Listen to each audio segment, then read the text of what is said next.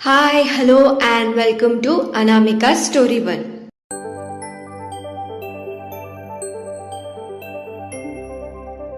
आज हम सुनने जा रहे हैं एक प्यारी सी प्रेम कहानी जिसका नाम है अधूरे हम, चैप्टर 43। तो बिना देर किए हम कहानी में आगे बढ़ते हैं। अर्जुन ने जब आरोही को वहां देखा तो वो हैरान होकर पूछा, तुम यहाँ क्या कर रही हो? अर्जुन आगे कुछ कहता, आरोही ने अर्जुन को थप्पड़ मार दिया। ये देखकर राघव हैरान हो गया। अर्जुन ने आरोही को देखा। आरोही के आंखों में गुस्से के साथ साथ आंसू भी थे। आरोही ने कहा, आपने अनीश के साथ हमसे शादी करने के लिए डील किया था। आपने हमारी लाइफ को एक बिजनेस डील बना दिया। आप होते कौन है ऐसे हमारी लाइफ के साथ खेलने वाले? ये सब सुनकर अर्जुन ने कुछ नहीं कहा। अर्जुन ने आज पहली बार आरोही के आंखों में अपने लिए नफरत देखी थी। वो बस उसे देखता ही रह गया। आरोही आगे बोली, आपने बहुत अच्छा सिला दिया है हमारे प्यार का अर्जुन। हमें लगा एक ना एक दिन आप हमारे प्यार को जरूर समझेंगे और हमारे प्यार को अपनाएंगे, लेकिन हम गलत थे। आप कभी प्यार मोहब्बत की बातें नहीं समझेंगे। ये सब समझने के लिए दिल होना जरूरी है, जो आपके पास नहीं है। हम ही पागल हैं। एक ऐसे इंसान को अपना दोस्त समझ बैठे, उसे अपना दिल दे दिया जिसके पास दिल ही नहीं है, जिसे प्यार का मतलब भी पता नहीं है। ये सब कहते हुए आरोही के आंखों में आंसू थे। उसके हाथ कांप रहे थे। अर्जुन आगे आया, लेकिन आरोही थोड़ा पीछे हट गई और उससे हाथ दिखाकर रोककर बोली, आज से ना आप हमारे दोस्त हैं और ना ही हम आपसे प्यार करते हैं, तो हमसे दूर रहिएगा। इतना कहकर वो वहां से चली गई। अर्जुन बस उसे जाते हुए देख रहा था और उसने कुछ गार्ड्स को आरोही के पीछे जाने के लिए इशारा कर दिया। वो वहां खड़े बस आरोही के कहे गए बातों के बारे में ही सोच रहा था। अर्जुन खुद से कहने लगा, आज पहली बार हमने तुम्हारे आंखों में अपने लिए नफरत देखी है। तुम गलत हो। हमारे पास भी दिल है जो आज तुम्हारा ये नफरत सह नहीं पा रहा है, पर अगर हमने इस दिल की सुन ली तो शायद कल को तुम्हें और ज्यादा दुख होगा। इससे अच्छा तुम हमसे नफरत करो और हमसे दूर ही हो जाओ। अर्जुन वहां खड़े खुद को संभालने की कोशिश कर रहा था। राघव ने जब ये सब सुना तो वो शौक के मारे हिल ही नहीं पा रहा था। राघव ने खुद से कहा, आरोही भैया से प्यार? ये सब कैसे? कब? कुछ देर बाद राघव अर्जुन के पास चला गया और उसे बुलाने लगा, भैया। अर्जुन ने गहरी सांस ली और राघव की ओर देखकर बोला, तुम घर जाओ, हमें कुछ काम याद आ गया, हम वहां जाते हैं। राघव अर्जुन को रोकना चाहता था, लेकिन उसने ऐसा नहीं किया और कहा, ठीक है। अर्जुन वहां से चला गया। राघव ने अजय से कहकर अर्जुन के पीछे कुछ लोगों को भेज दिया। राघव कार में बैठे आरोही और अर्जुन के बारे में ही सोच रहा था। अजय ने पूछा, सर आप ठीक हैं? राघव कुछ सोचते हुए अजय से पूछा, क्या आरोही और भैया कभी अकेले में बाहर मिले हैं? अजय ने कहा, हाँ सर। राघव ने पूछा, कब और तुम्हें कैसे पता? अजय ने कहा, सर जब भी अर्जुन सर किसी मीटिंग के लिए मुंबई से बाहर जाते हैं तो आरोही मैडम सर से मिलने जाती है। ये बात हमें कुछ गार्ड से पता चली है। वो अर्जुन सर ने आरोही मैडम के पीछे कुछ गार्ड्स लगाए हैं। राघव ने पूछा, भैया ने आरोही के पीछे गार्ड्स रखे हैं? अजय ने कहा, जी सर। उस दिन जब आरोही मैडम के साथ होटल में बिजनेस डिनर के वक्त वो सब हुआ, तब से ही उन्होंने मैडम के पीछे कुछ गार्ड्स भेजना, वो भी चुपके से भेजना शुरू कर दिया है। शायद मैडम को भी ये सब पता नहीं है। राघव मन ही मन कहने लगा, भैया आरोही से इतना प्यार करते हैं तो उन्होंने अनीश को बीच में क्यों लाया है? कुछ तो गड़बड़ है। भाई बिना वजह आरोही को अपने आप से ऐसे दूर नहीं कर सकते, पर वजह क्या है? ये सब सोचते हुए राघव घर आ गया। दादाजी आज सोए नहीं, वो अर्जुन और राघव का इंतजार कर रहे थे। राघव दादाजी को जागते हुए देखकर उनके पास गया और पूछा, क्या हुआ, आप अभी तक सोए नहीं? विजय जी कहने लगे, तुम दोनों का ही इंतजार कर रहे थे। वैसे अर्जुन कहाँ है? राघव ने कहा, भैया को कुछ काम आ गया था तो वो ऑफिस गए हैं। विजय जी ने पूछा, इतनी रात को? राघव ने कहा, हाँ। विजय जी ने कहा, ये लड़का भी ना। अच्छा वो सब छोड़ो, लगता है सिया की तबीयत ठीक नहीं है। राघव थोड़ा परेशान होकर पूछा, क्या हुआ? मारिया आंटी ने कहा, बेटा जब वो घर आई तो उसने कहा उसे सिर में दर्द हो रहा है, लेकिन वो खाना खाने के लिए भी नीचे नहीं आई। राघव ने कहा, उसने अभी तक खाना नहीं खाया? मारिया आंटी ने कहा, नहीं। राघव ने कहा, आप उसका खाना कमरे में लेकर आइए। मारिया आंटी ने कहा, ठीक है। राघव ने विजय जी से कहा, दादाजी आप जाकर सो जाइए। इतना कहकर राघव अपने कमरे में चला गया। कमरे में सिया सो रही थी। राघव अंदर आकर कहने लगा, सिया उठो। सिया ने कोई जवाब नहीं दिया। वो उसके पास गया और उसे उठाने लगा, सिया उठो। जब उसने देखा सिया हिल भी नहीं रही है, वो उसके हाथ को हिलाने लगा, लेकिन उसका हाथ बहुत गर्म था। उसने कहा, यह क्या है? उसने सिया को अपनी ओर पलटा और उसके माथे पर हाथ रखकर देखा। सिया का माथा थप रहा था। तुम्हें तो बुखार है। उसने सिया के गालों को तपतपाया और उसे बुलाने लगा, सिया, सिया उठो। मारिया आंटी कमरे में आई और पूछी, क्या हुआ? राघव ने कहा, आंटी जल्दी से डॉक्टर को बुलाइए, इसे बुखार है। मारिया ने कहा, हे भगवान, हम अभी बुलाते हैं। मारिया आंटी ने खाना टेबल पर रखा और डॉक्टर को फोन कर दिया। कुछ देर में डॉक्टर वहां आया।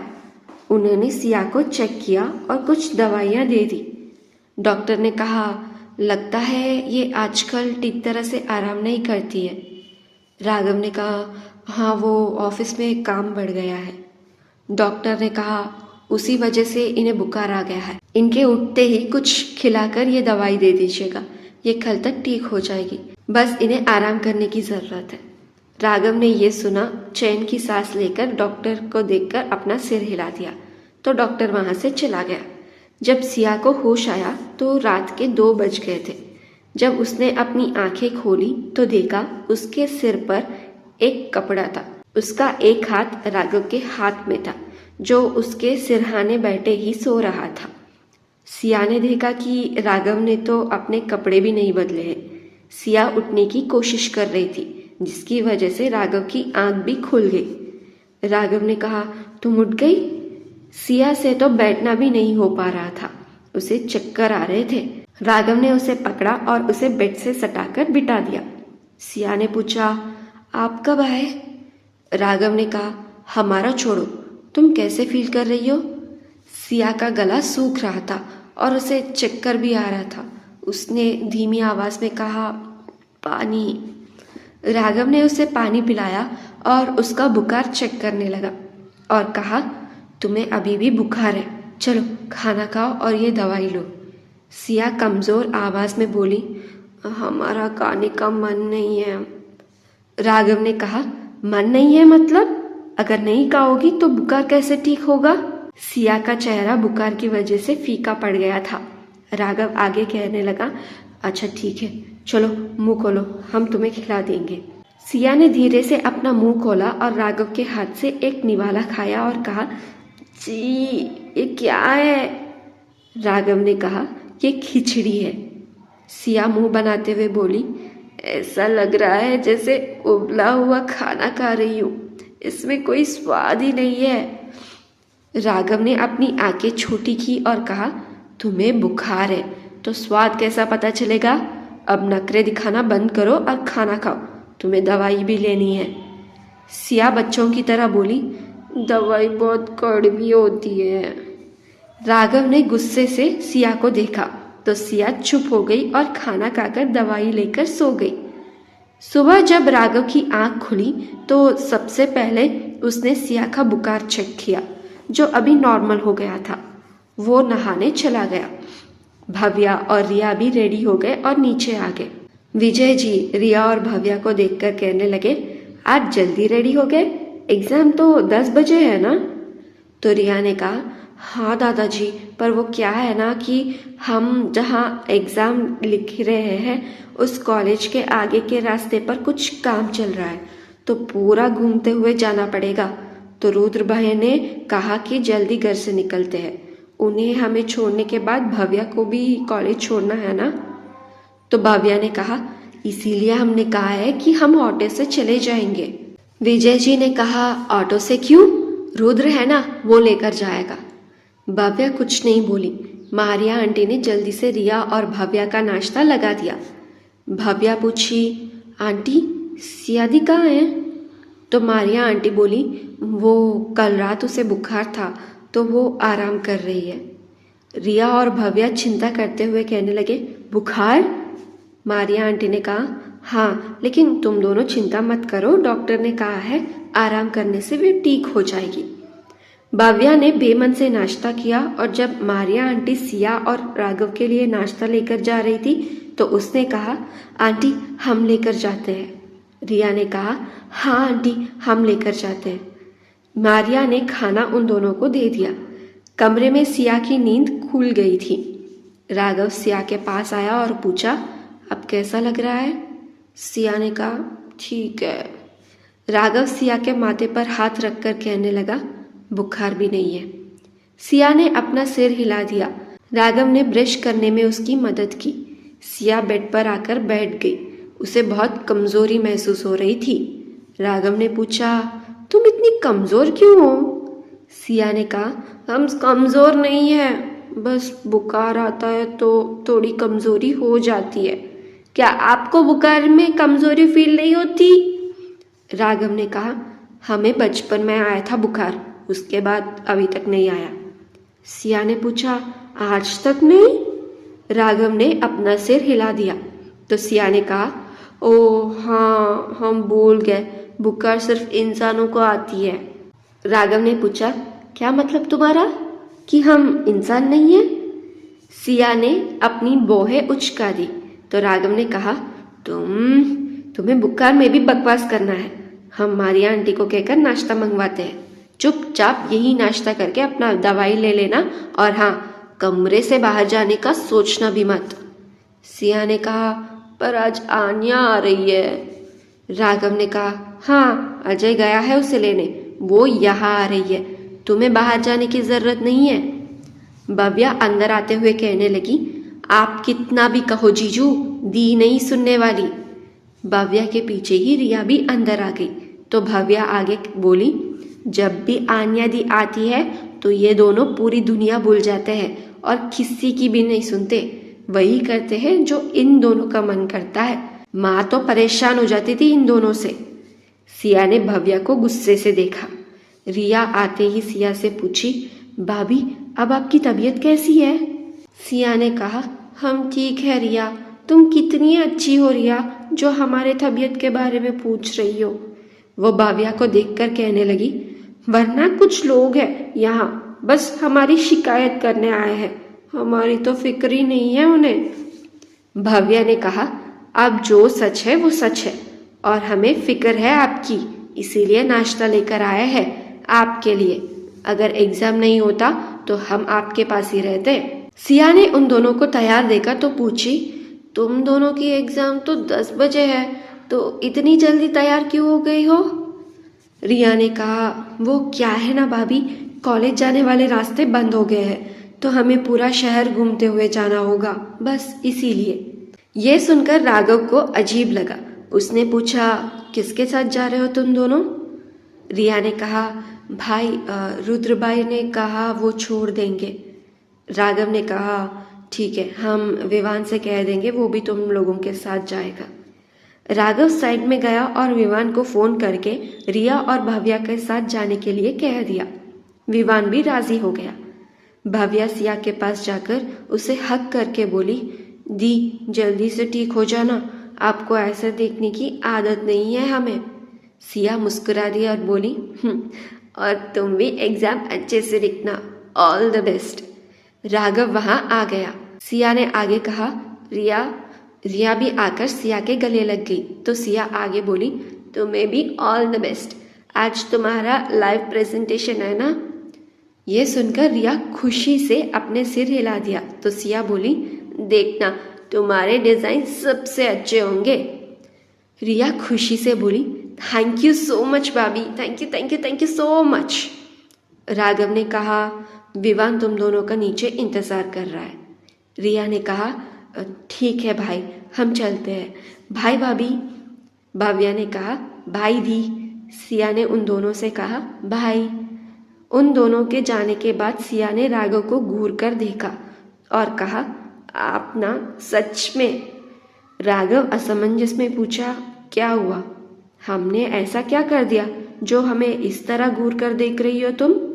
सिया ने कहा, रिया एग्जाम के लिए जा रही है तो मुंह खोलकर ऑल द बेस्ट कह देते तो क्या जाता आपका। वो बेचारी तो इंतजार करती है कि कब आप उससे दो बातें करेंगे, लेकिन आप तो प्यार बहुत करते हैं, उसकी इतनी परवाह करते, लेकिन उससे बात नहीं करते और उसे दुख पहुंचाते रहते हैं। राघव सोचने लगा और कहने लगा, प्यार से याद आया, क्या आरोही ने तुम्हें कुछ बताया? सिया पूछी, किस बारे में? राघव ने कहा, मतलब तुम लड़कियां प्यार मोहब्बत की बातें करते हो ना, तो क्या उसने कभी कुछ बताया, जैसे वो किसी से प्यार करती हो या फिर ऐसा कुछ? सिया राघव को ध्यान से देखते हुए पूछने लगी, आपको क्या पता चला है? राघव कल रात जो हुआ था वो सब सोच रहा था। सिया आगे पूछी, क्या कुछ हुआ है? क्या भैया ने? राघव ये सुनकर सिया को देखकर हैरानी से पूछा, तुम्हें पता था? सिया ने कहा, हाँ, जिस दिन आप ऑफिस आए उसी दिन हमें पता चल गया था। राघव हैरानी से पूछा, कैसे? सिया ने कहा, उन दोनों के आंखों में दिखता है। आरोही के आंखों में अर्जुन भैया के लिए प्यार और अर्जुन भैया के आंखों में आरोही के लिए परवाह साफ दिखती है। सिया की बातें सुनकर राघव भी उस बारे में सोचने लगा। दूसरी तरफ सिया से मिलने के बाद रिया और भव्या नीचे आकर दादाजी से मिलकर बाहर आ गए। उनके बाहर आते ही एक कार उनके सामने आकर रुकी। उसमें से आन्या बाहर आ गई।